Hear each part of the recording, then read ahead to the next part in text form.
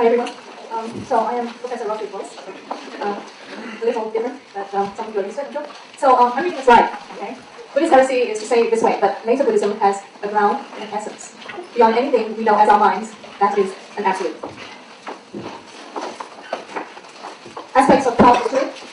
Number one, through senses and ordinary experience world.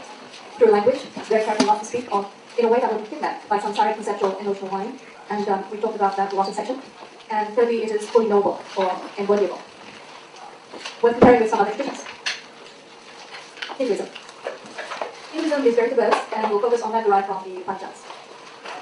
First, there is a self, or the Atman, that is united to the ultimate ground, or the Brahman, beyond the senses and material world. By finding that, are liberated from karma into ultimate state, from which may return to world in service, which can also be the path. Sounds like there's Buddhism, but the major difference in path, or at least tone of the path. Go directly to absolute, teaching it the right way. The language, speak of it in regular thing language, the self, the Atman, Brahman, bliss.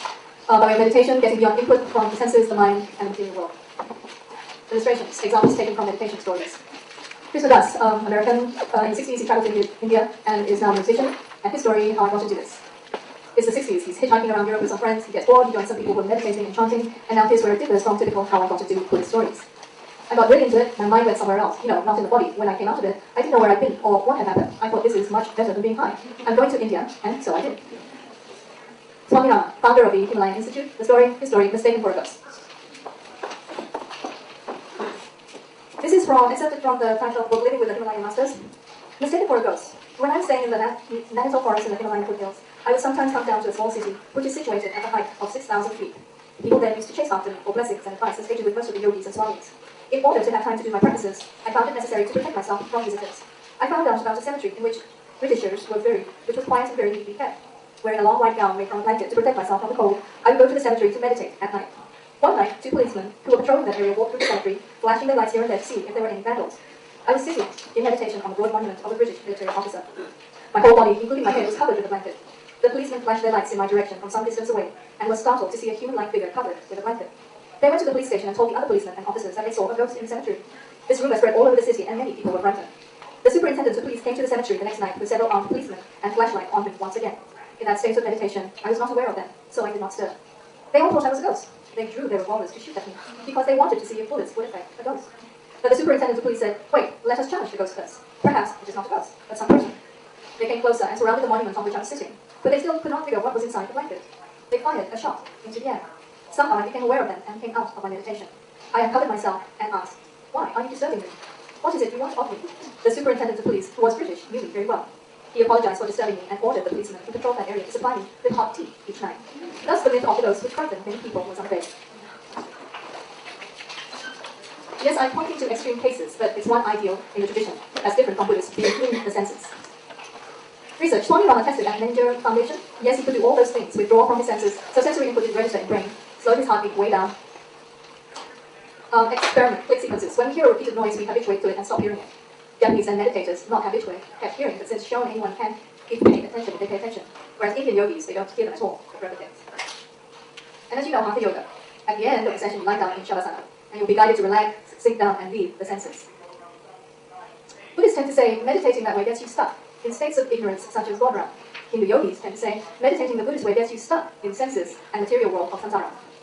The answer? What do I know? Taoism. We've imported from Taoism mostly the martial arts, Chinese medicine, movement, exercises, and meditations, Chinese visions of the body.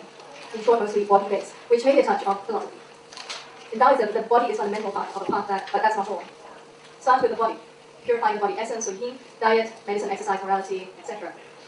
Find your energy level, the qi or qi, harmonize the qi, movement practices, harmony with nature, lifestyle, meditation, diet, medicine, etc. Goes to spirit level Shen, refining the Shen through meditations, energy work, emotional harmony, good deeds, etc. Progressive Shen refinement, subtler and subtler levels of the spirit. Example of the kind of diagram used to show this progression. Don't get hung up on thinking you need to know this. Until reach with Tao. And what is that? Tao Te Ching. The Tao that can be spoken of is not the everlasting Tao. The name that can be named is not the everlasting name. Nameless, the origin of heaven and earth, named the mother of 10,000 things, therefore always without desire in order to observe the hidden mystery, always with desire in order to observe the manifestation. Sound familiar? Western religions.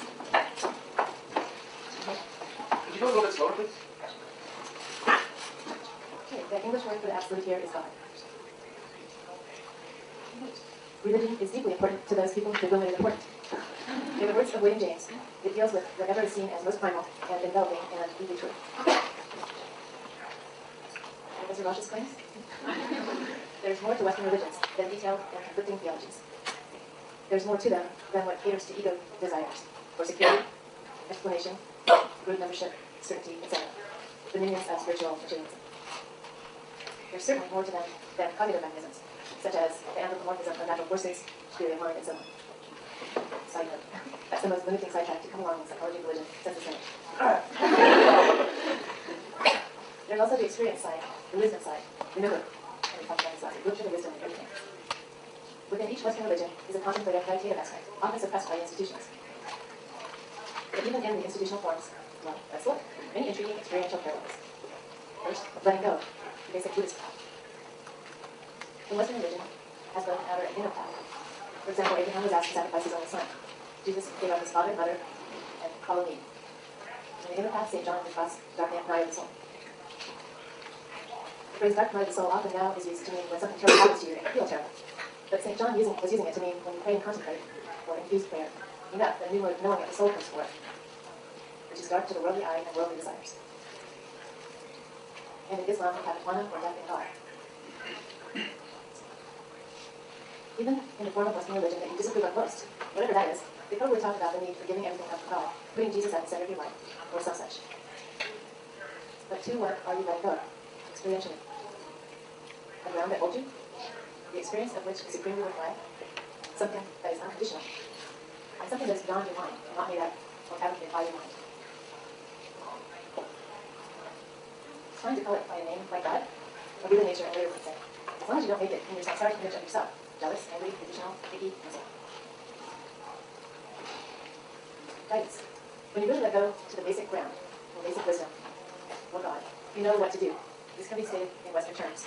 You get guidance. People just plain experience that. But it's tricky. Suppose you haven't fully let go and found real wisdom. Suppose it's really your habitual pattern speaking, or your ego, or the devil. In Christianity, this is called the problem of discernment. It's there in every tradition that Professor Rosh has mentioned. That's why a real path is needed, and practices, and human guides along the path, and interaction, and being willing to be wrong.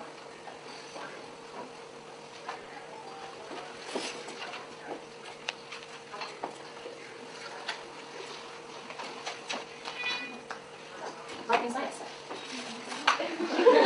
So, there's a path, and there's people, reviewers and so on, kind of chew everyone up, if you go off on your own, you get off track, or not be attached with, whatever it is that really relates to the world, what you say. So, and being willing to be wrong, or not to. Compassion, love, and mercy flow from the contact with the basic unconditional ground beyond everything, which is this. One good test of where the guidance is coming from. If it's harsh and hellish, it's not a good sign. But there are certainly traditions like that. But how do you let go and find that ground? There's the rub, you can't. From Buddhism, there's no you in the first place. Everything you do is habitual action that has karmic consequences and keeps you in samsara. And in the Christian version, you're too sinful. So this is the issue of grace. Centuries of theological debate of salvation by grace versus works. There's an experiential part. You're meditating, studying, doing selfless actions to peel away obstacles and obscurations. But those, they don't cause the basic ground, which is causeless. But in a flash, there it is, there you are. Bumper sticker seen on car near the graduate theological union. Grace happens. So all these traditions contain some sort of conversation between the two experiences. You can't do it. But you can't just continue business as usual. So there's a need for some kind of practices. And it has to be real experience. Top level, forget it. I know I'm using that in my section sometimes. Trying to understand something from discussing. It's hard. I guess it's impossible.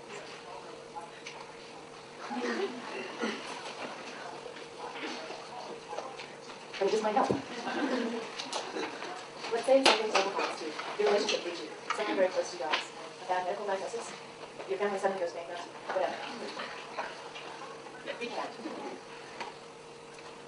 The rabbi might say, job, etc., etc., etc.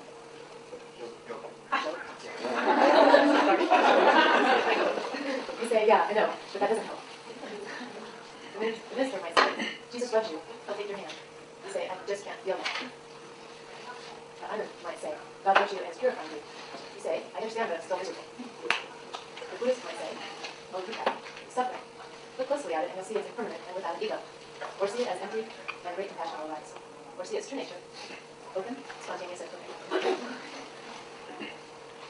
But you say, yeah, that doesn't mean anything to me, I'm miserable, and all my years of meditation were wasted. Oh, whoa.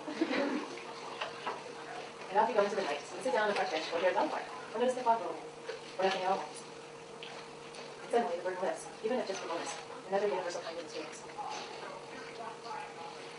What do you think then? Cynical view, you attribute it to whatever tradition you're in, or thinking of switching to. But perhaps any traditions can be passed to this. What I think of all this. People have a family of profound experiences and realizations on a family path that resemble each other. Anywhere you bite into the system can be your doorway to the whole thing, as long as you keep on going. One of the great gifts that Eastern traditions can bring to Western religion is to stimulate them to find their own very historical, meditative, contemplative paths, so that without leaving their own tradition, people can keep on going in their real experience. This is already happening. You have research on it in your view. Religious conflict is also a great danger to the world now, maybe even to life on Earth. By discovering their own inner paths and rediscovering religions with conflicts. And by no means this is just religions. Romantic love, art, athletics, work, anything you go deeply enough into, you can find the great possibilities of your mind. This is what the last part of the class is about, invocations.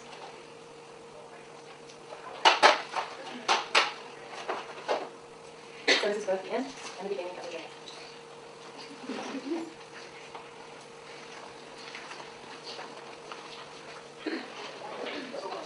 Questions?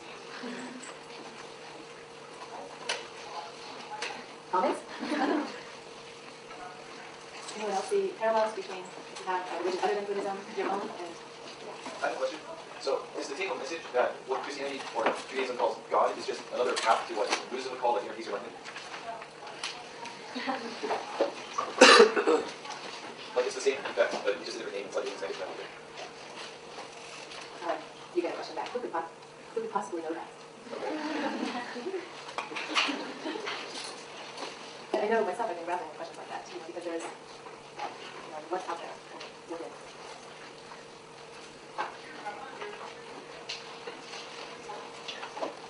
And how these different religions or concepts of spirituality formulate that in these terms. Yeah, it was also different for religion class or teacher again, like using analogy, all these religions cover like different paths rather than based on really wide mountain, all meaning different paths. So and that's certainly looking at it across religions, and I assume that as individuals we might have really clear views of our own. All Professor Raju wants to claim is there are similarities in experiences, and in some of the practices, and then the advice given. Just to add to the mountain analogy, I've heard it said two ways. One is just that all paths lead to the top of the mountain, and the other one is that all paths lead to the top of the mountain. And notice how you start out further apart at the base of the mountain. The Native American, the Buddhist, the Jew, and the Christian. They start out further apart down to the base as beginners, and the closer they get to the top, the closer they come to that peak. And so that's one way of looking at it. Yeah, once they get close to the top, they're very close to each other as well. In other words, you might say that they're closer to the universe, or what we call God, and so on.